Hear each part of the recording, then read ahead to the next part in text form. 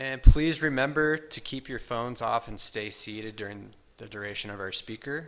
And tonight, our speaker is Loreen BW. Let's give her a round of applause.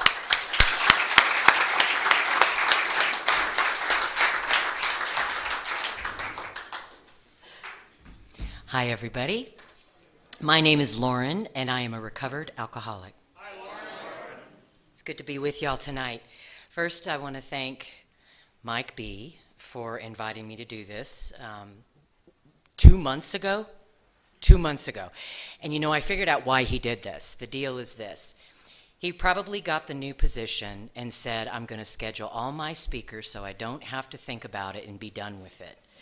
And so that's why you asked, right? And he's now he just gets to relax and enjoy the show. And I decided after, you start thinking, when you know the time is coming, you start thinking about coming up here and sharing your experience, strength, and hope.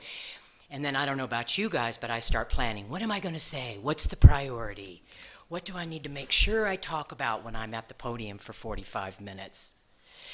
Anyway, thank you for asking. And it really is a pleasure to be standing at the podium. And it's a miracle. You guys are looking at God's handiwork. My sobriety date is March the 28th of 1989. Is this loud? It is loud, isn't it? Yeah, is that better? Is that better? Oh, yeah. Okay. And that to me, every time I hear myself say that, it just absolutely blows me away, because if you are the kind of alcoholic like I was, that is truly a miracle. The thought of living without a drink, the thought of caring about other people, really caring about other people. When I look around the room, there are faces here that I recognize. And that usually was not the case, because I didn't always go to the same places. We weren't welcome in the same places when we were using, right? So you kind of have to bounce around here, there, and everywhere. But to be able to come into an Alcoholics Anonymous meeting and see faces of people that I know and I care about, even if I haven't seen some of you in a while, it's pretty amazing to come in here. So what does it mean to be a recovered alcoholic? It means that I have recovered from a seemingly hopeless state of mind and body.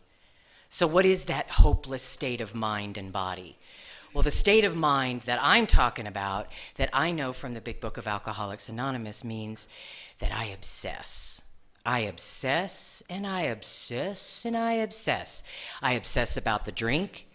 I obsess about being caught with the drink. I obsess about where the drink's going to take me. I obsess about how I'm going to get the next drink. And I obsess about all of the activities that happen around that drink. And that has been removed for me. What is I've been released from a seemingly hopeless state of mind and body. The body part is this. When I put any mind-altering chemical in my system, I lose the power of choice.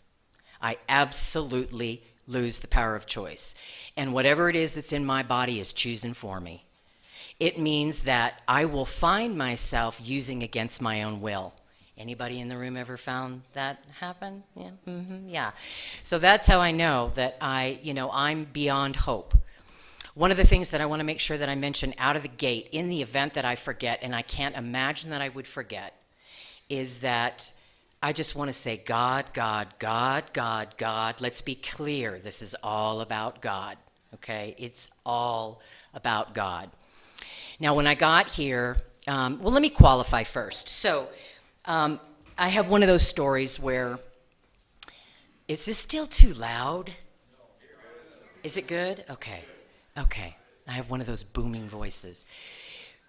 So alcohol has always been a part of my life. Even before I was cognizant of the presence of alcohol, it was a part of my existence. I come from generational alcoholism on both sides of the family. And grandfathers, aunts, and uncles, grandmothers, you name it. We did alcoholism hard in our family tree. But as a child growing up in an alcoholic home, the Big Book talks about the hideous four horsemen: terror, bewilderment, frustration, and despair. Those were my constant companions, you guys. I might not have had the language to say that was what was going on, but those were my constant companions. Terror, bewilderment, frustration, and fear. The terror, what was that like? Waking up in the middle of the night with, a mom flying around the house, literally being thrown around the house, the kitchen being destroyed, glass windows being broken, and people getting hurt. That was the terror. The bewilderment was, why does this happen? Why is this happening in our house? People would say that they love each other, and yet this is what we live with, this constant state of insanity, right? The frustration was, how do I do something about this? What can I do about this? Am I actually going to survive this? And then the despair is, I don't think so. I don't think so. I don't think I have any of the skills to really survive this. Well, lo and behold, I did. And that's all that I'm going to say about the childhood from this point. Then, leaving that house, what I found was alcoholism was just a natural part, the most organic thing for me to do. I was running around at a very early age. I call myself an escape artist. And this is how alcoholism was very bewildering to me. When I found myself drinking too much, I would switch to something else. And when I found myself doing that something else too much, I would switch to something else. And when I found myself doing that too much, I would switch to something else. So it was really, really, really difficult for me to see that I was powerless over alcohol because I could always put it down. We say often, I could stop, but I couldn't stay stopped. Well, that was me. I could not stay stopped. I would ultimately always go back, cycle around into these other things. What was I trying to do? I was trying to escape reality. Reality was way too difficult. Now, I'm talking about this from, lots of years of perspective and being able to look at it. At the time, I had no idea I was trying to escape reality. What it was like for me, I was like a ping pong ball, pinball, that's what I'm looking for. A pinball just bouncing off of different emotions, and I could not, as our big book says, I could not control my emotional self. And it wasn't for a while in the rooms of Alcoholics Anonymous that happened for me.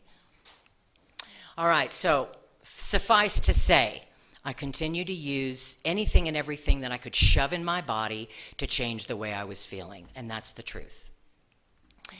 By the time I was 24 years old, I had just turned 24, and I was living next door to my sister and brother-in-law in San Antonio, Texas, in this cute little house.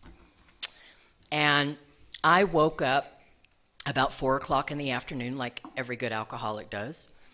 And I quick threw my bathrobe on because the love of my life was supposed to be coming to my house at 5 o'clock to meet and have a conversation about our future together. Now, mind you, I had been seeing a therapist and lying to this therapist for years and paying $100. How many of you guys can relate to that? You just lie and blame and exactly. Blame those that alcoholic family, those horrible people that raised me. They were wolves, for Christ's sake. It was a horrible experience, and I blamed until I found myself sitting in front of a gentleman in downtown San Antonio. He was a counselor, and it had been recommended that I go there. And I'm sitting across from him, and he points this finger at me, and he says, "You ain't nothing but an alcoholic. You just need to go to an Alcoholics Anonymous meeting, and they'll straighten you out." And I'm thinking, this is a death sentence. I'm 24. I had just turned 24. Anyway, God does for us what we cannot do for ourselves. I found myself in an Alcoholics Anonymous meeting the very next day. And mind you, the part that I left out was when I was 19 years old, I'd had a dear friend. I was married to a gay man. Now here's a funny story. 19 years old, and I'm living in outside of Lubbock, Texas, going to college, and I have 2 roommates, and we're all alcoholic. And one of my roommates was a male, and I thought, I know this guy is gay. He would be a perfect husband. So one night we go out, and I got him drunk because that's what we do. And I said, "Let's play truth or dare." And he said, "Okay." And I said, "Truth, are you gay?" And he said, "Yes, I am." And I said, "Great, let's get married." And it seemed like the perfect solution because in my mind, in my alcoholic mind, now keep in mind that alcoholism centers in our mind, right? It centers in our mind. And I thought, my logic was this, and this is true, you guys. My logic was this: I will never have to worry about him leaving me for another woman. And that was a good enough reason to marry this guy. And so, of course, we got married, and it was just hell on earth. Anyway, moving forward. So that was 19. Now, here's another funny story. I'll share this. When we're living in Houston, my husband, the gay man, and his best friend and his wife, the 4 of us would go out all together a lot. And I started getting really suspicious because every time we would go to say goodnight, the 2 men would disappear. And it just seemed really odd. And of course, knowing my history with this man and knowing that he admitted to me he was homosexual, I figured there was something going on. So anyway, in the meantime, my husband's best friend, lover, wife asks me, she said, "I just realized that my dad is an alcoholic, and I'm wondering if you would go to this place with me where they talk about alcoholism and growing up in an alcoholic home." And good Al-Anon that I was, my story is broad. Alcoholism has touched every area of my life. And the good Al-Anon that I was, untreated, said, "I would love to go to that meeting with you and support you because I know you have real problems and I really want to help you." So I went to my first ACA meeting, Al-Anon meeting, when I was 19. And the 2 of us sat in a chair with a box of Kleenex between the 2 of us, bawling our eyes out. Because I was hearing my story, my childhood story from these folks. And I immediately fit in. So for 5 years, and I share this only because it's important to know that denial runs deep, and my escapism runs deep. So I sat in the rooms of Al-Anon and ACA for 5 years in total denial of my own addiction, because I wasn't done blaming. And the truth is, I'm glad that I did all that I did. And every bit that I've ever done has been a part of my story and a part of my recovery. And some of us are sicker than others. And believe you me, I was a sick little cookie. So anyway, 24, moving forward, I'm sitting in this Alcoholics Anonymous meeting, and there's these old people. People my age nowadays.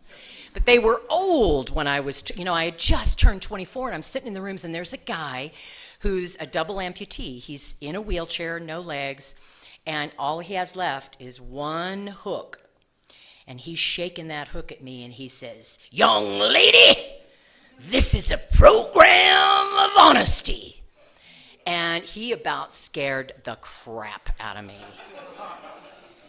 But what was really amazing was that for the first time, I really heard that I'm going to have to get honest, or my life is not going to change. And the prospect of getting honest terrified me because, I was I don't know about the rest of you guys, but I was a master liar. And I was so good at it, I could just lie and lie and lie, and I believed my lies. I really did. But when that man pointed that hook at me, it changed everything. And something said, I think that this is a place where I'm going to get some help. So I kept coming back. And there was a gentleman in the room that came up to me. Let me look at my time. I don't want to spend too much time in the drunk-a-log and all that stuff. So anyway, this man comes up to me after a meeting and says, "You need a sponsor." And he was a father figure, thank God, such a sweet man, and said, "And I'm going to be your sponsor. And we're going to meet every day. And we're going to sit down and we're going to read the book of Alcoholics Anonymous, and you're going to find out about your disease. Now, mind you guys, I still was in total denial of the first half of step 1. I could not see that I was powerless over alcohol, but you betcha I could see that my life was unmanageable. I was in excruciating pain. I could barely breathe without, this anxiety and feeling like the walls were closing in on me. I don't know how it happened. It was a miraculous moment, but I literally was struck sober that night. Go back to me waking up at 4 o'clock in the afternoon, throwing a robe on to meet what I thought was the love of my life, to have a conversation about our future together. Now, mind you, I had been back to this therapist, lying to this therapist and blaming him and saying, he's really crazy and we're having all kinds of problems because he's crazy. And did I say he was crazy? Because he was really crazy. And the therapist said, well, I think the best thing for you, young lady, is to spend 30 days apart. So that's what we did. So this day that he's coming was, the first, we had just spent 30 days apart. And we were going to come together and declare our everlasting love for one another. But the problem was this. I had been out partying, God only knows how many days. I was bartending at the time. Come on. And working with my dealer. So, yeah. And we had the same shifts, don't you know? So, anyway, so the love of my life drives up, and I can't stop nodding off. I'm really looking hot. I just roll out of bed. I've got my golden bathrobe on, and we're sitting on the back porch having this real heart-to-heart, and I just keep nodding off, and nodding off, and catching myself and saying, stay awake. This is a serious conversation we're having. Stay awake. Now, I can make light of that today, but at the time it was excruciating because here I am. I was at the turning point. I was here with this man that I really believed. I really believed that I loved him, and I really believed that he loved me. And I could not say no to my addiction. That was the day I knew that I had a problem. He said, so what are we going to do? And I knew I couldn't stop using at that point. So I stood there in the driveway with my fancy gold robe on, watching the love of my life drive away, thinking to myself, oh my God, I am really going into this world of addiction. There is no hope for me. There is no hope for me. And as he was driving off, I had this amazing spiritual awakening. Now, mind you, God and I knew that there was a God. I believed in God. I had been raised in a very strict religion that had a lot of rules and things, but I did not really have a personal relationship with a higher power. So it was odd to me that here I am in my fancy robe saying goodbye, and this thought comes across my mind: you're an alcoholic. And I said to myself, now mind you, these thoughts had not ever come into my mind before. And I said to myself as this car is driving away, I'm an alcoholic. And immediately, I kid you not, our big book talks about spiritual awakenings. Mine, it was like the skies parted. Like the skies parted. I could see color like I'd never seen color before. I could see the sky. I could see myself. I could see the sun. It was like something seriously happened. And I was immediately changed. Because 2 seconds before I was thinking, well, I'm just going to get loaded, and I'm just going to keep getting loaded because that's all I know to do, and I've just said goodbye to him, and that was the only excuse I had for not using. So clearly this is going to be my life. And then those words crossed my lips, and everything changed.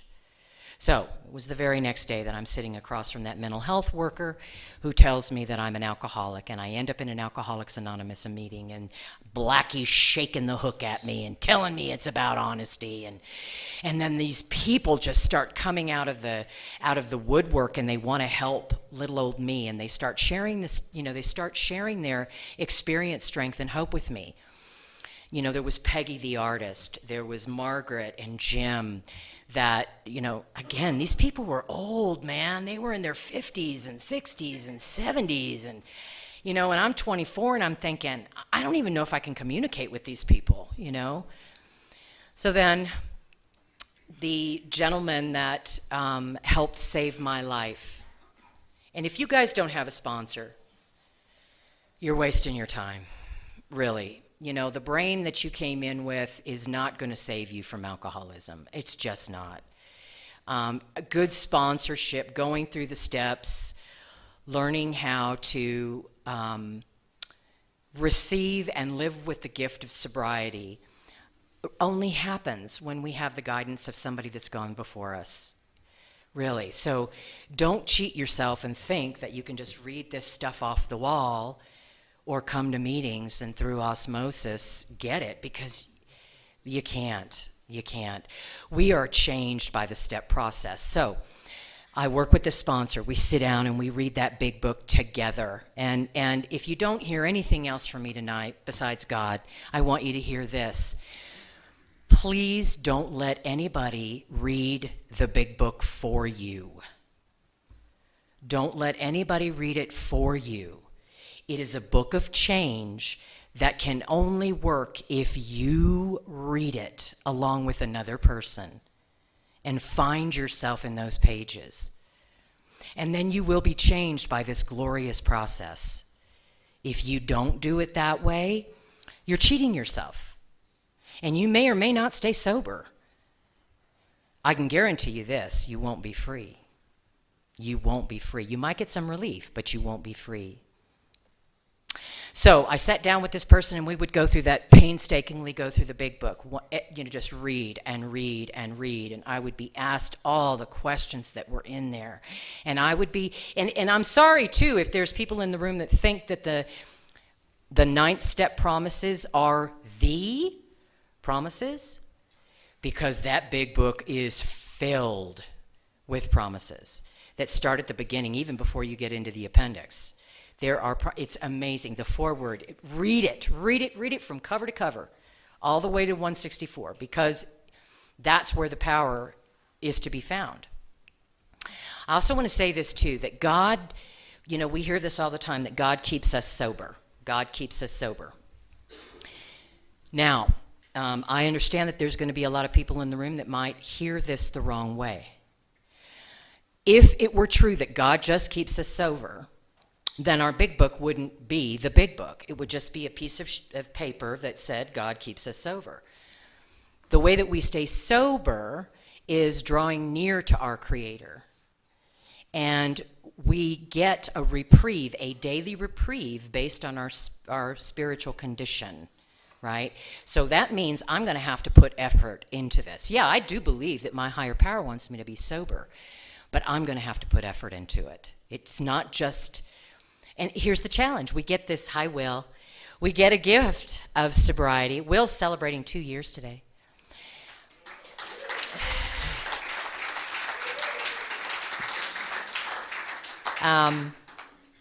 We're given the gift. Like, I was literally struck sober. I was struck sober.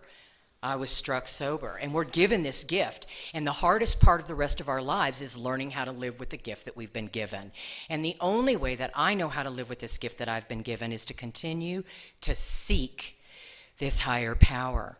I continue to change on a daily basis as a result of this beautiful program and having a strong relationship and connection with my higher power. I am able to do things and go places today that I couldn't do and go to before, because I couldn't trust myself. I couldn't trust you. I certainly wasn't trusting God. I didn't even know God, right? And today I have a God of my experience, not a God of my understanding.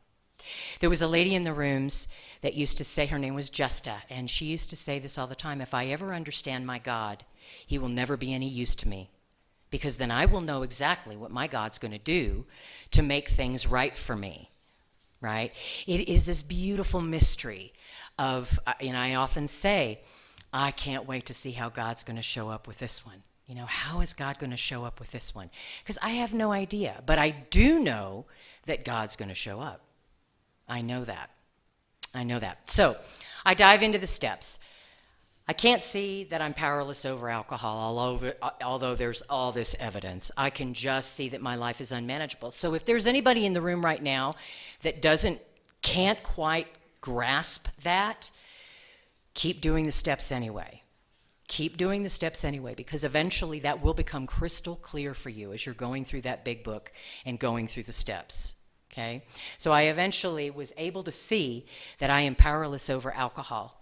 And my life is unmanageable. Hear this. My life is unmanageable with or without alcohol. And I used alcohol. That was my solution. That was never my problem. And I thought it was the problem. For years and years, I thought because you drank, you were the problem. Because you did this when you were drinking, that was the problem. I thought when I was drinking that I was creating problems. And the reality is all those problems, the troubles were of my own making, right? I was creating and wreaking havoc everywhere I went because I had a distorted way of looking at the world, because I had an alcoholic mind. So, going through the steps, I come to believe that there's a power greater than myself, and this is an important part, and I'm not going to harp too long on any of these, but for me, the second step, the most important thing for me to do was a God inventory. It is not enough to believe in God. I need to get to know God.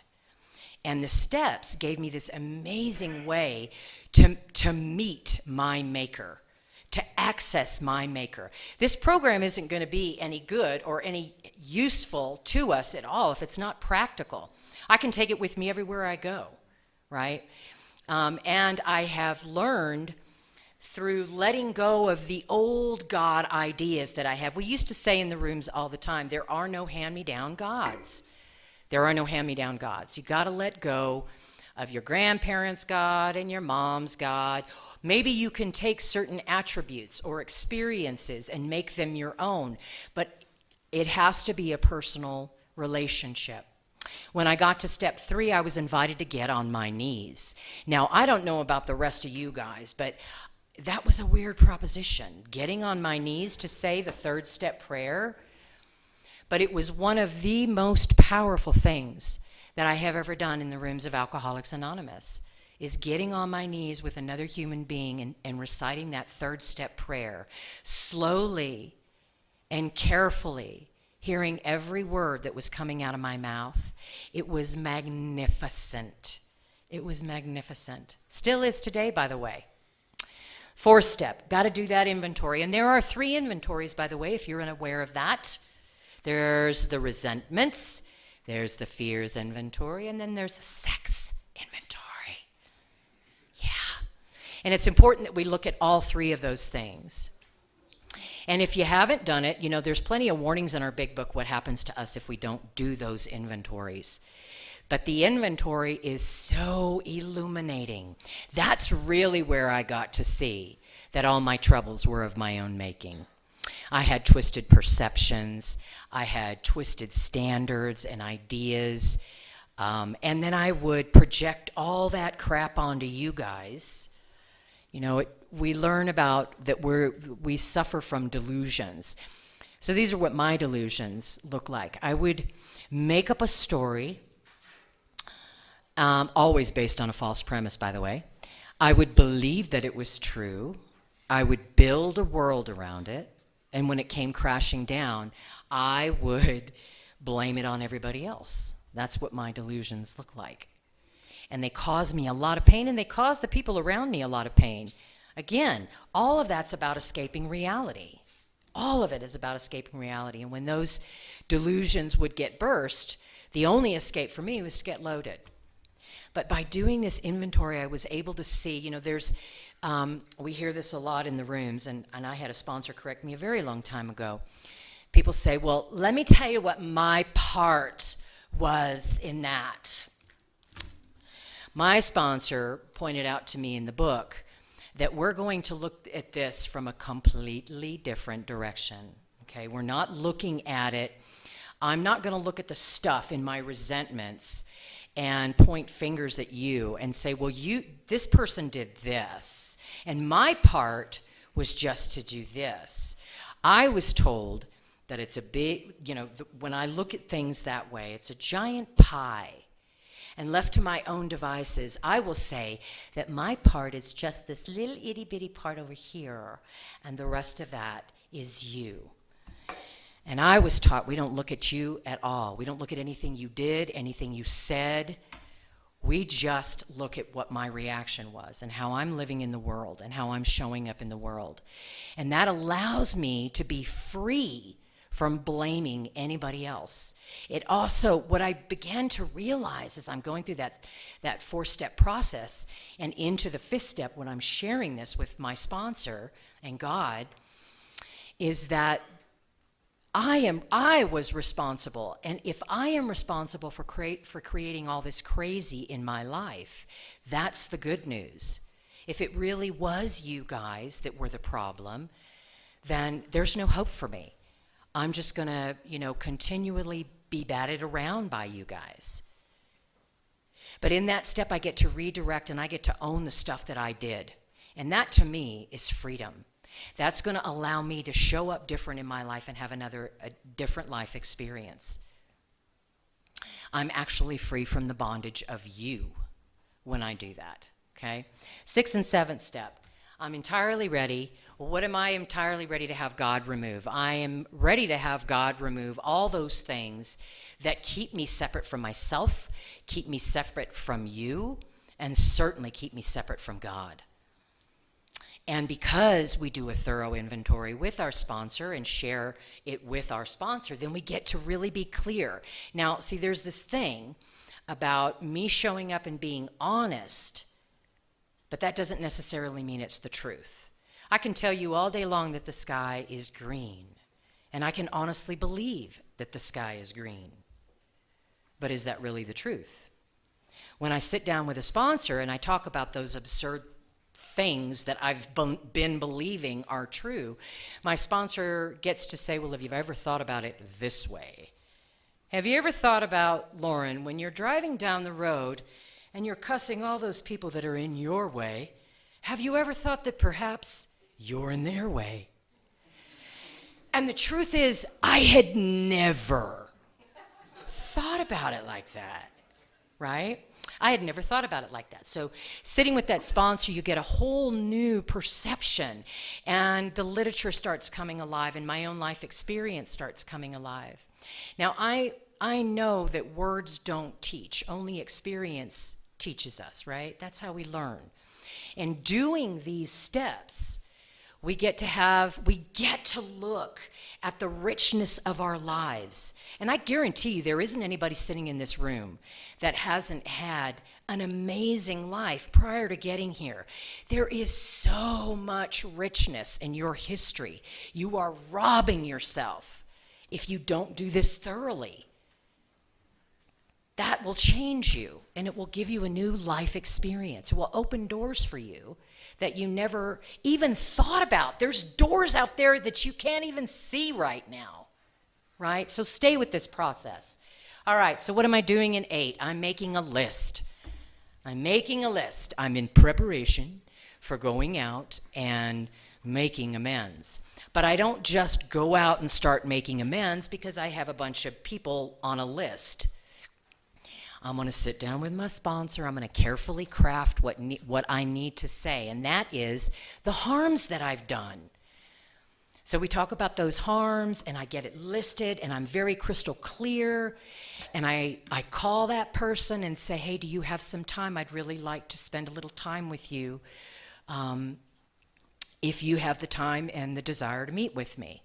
We meet on their terms, when it's convenient for them. You go and I sat down and I talked about my wrongs, how I had harmed them. And then I asked them what I needed to do to make it right. And in some cases, very few, people actually had a plan, of what I could do to make it right. Most of the time, they were just incredibly gracious and said, please leave. You're scaring me. What's coming out of your mouth is weird, and please leave, kind of thing. But because I was clear that that's what I needed to do, and I was making the amends, I was clearing up the wreckage from my past, I was forever grateful that they were able to listen to me while I did that. And that, by the way, is step 9. And step 9 doesn't happen until we've crafted exactly what it is we want, what those harms are. And we don't become overly responsible, and we certainly don't throw up on people. We own our harms, and we make it right, and we move on. So 10, 11, and 12. Step 10 is glorious, because that is when love and tolerance becomes our code. We have moved into the world of the Spirit. By the time we get to the 10th step, we are speaking the language of the heart. We have been rocketed into the 4th dimension, and we are not operating with the same brain or the same value system that we were before. I was changed by this process. Now, I also want to let you guys know this.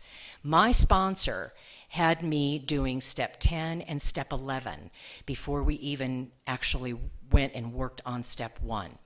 And this is why. My sponsor looked at me and said, we're going to learn how to do steps 10 and 11 because we're not going to wreak any more havoc out there. You need to learn how to do this so you stop muddying the water, so you stop getting your crap all over other people, basically. And I'm eternally grateful for that, because it took a while, to get through these steps. We were diligent, but it took a while to get through the steps. And had I not started at step 10 and then step 11, where I'm praying and meditating. Now, I don't know about you guys, but that meditation thing was just ridiculous, right? I mean, that's just ridiculous when you're a newcomer. I could barely sit still in a chair, much less meditate. But what I was directed to were pages 86 through 88 in the big book. And I was told, if you just do this, Lauren, just read these every day, you're going to get a really good understanding of what meditation's going to look like for you in the future. And I'm forever grateful for that, because it allowed me to start thinking outside of myself. How can I show up and be of service to other people? How can I be, just a woman among women? How can I be an average person instead of always trying to fight for the top or slide in way low, lower my standards? Reading those pages, something happened inside of me that allowed me to access a power greater than myself, so I could be free from the bondage of myself. And then something amazing started happening. I started hearing the guidance from my higher power. Like literally, I could start getting guidance from this higher power. And I don't know if you guys know about two-way prayer, but if you don't, make a note of that, two-way prayer. It is a very powerful tool that came from the Oxford group that allows us to actually sit and relax and let God sort of come through and give us answers to our lives on a daily basis. Two-way prayer, file that away, check it out. It's awesome. And then you can get a sharing partner, and you share your writings with each other. And you test to see if they're honest, if they're pure, if they're, what is this about? What is this writing? Is this all about me and propping me up? Or is this actually helping the fellows around me? Two-way prayer. And my meditation today looks a lot different than it did years ago in some ways. And in some ways it doesn't. And it's not about, I always start in the morning. I shouldn't say I always do. Yesterday I didn't. I have an elderly mother that has come into my life that I'm responsible for taking care of. And so I took care of some issues with her yesterday morning before my meditation. And I kid you not, by the time I finished taking care of that business, I was reminded why I meditate every morning and why I'm a much better person in the world for meditating. But prayer and meditation are where it's at, you guys. Prayer and meditation are where it's at. It's lovely having a sponsor, and we all need a sponsor, somebody to take us by the hand and share their experience, strength, and hope. I've been a very fortunate person in that I've never had a sponsor step in and try to run my life. Never. I was raised in now we have 5 minutes till we close. Do I need to wrap it up right now? Chairperson, do I need to wrap it up? Okay. All right, so I will just say this. The 12th step, I'm not going to leave you hanging. Step 12. Step 12, I was terrified. By the time that I got to step 12, I thought, oh my God, I'm going to have to turn around and give this to somebody else. That just seemed like because I understood the enormity of the process that I had just gone through. And because I was sober, I really began to care about people. And I was terrified that somehow I was not going to do it right. And I was going to make somebody drink because I didn't do it right. And again, I was taught, my sponsor shared with me, Lauren, your job, no matter what step your sponsee is on, your job is always step 12 when you meet with your sponsee. And what is that? I'm having had a spiritual awakening as the result of these steps. We try to carry this message to alcoholics and to practice these principles in all our affairs.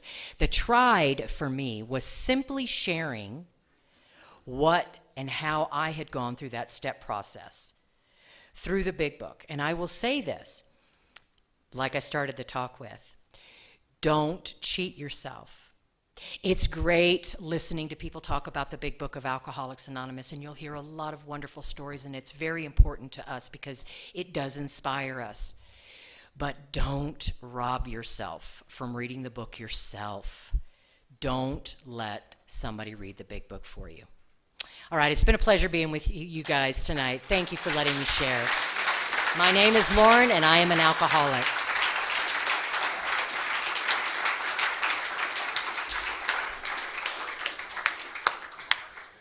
Let's give another big round of applause for our speaker tonight.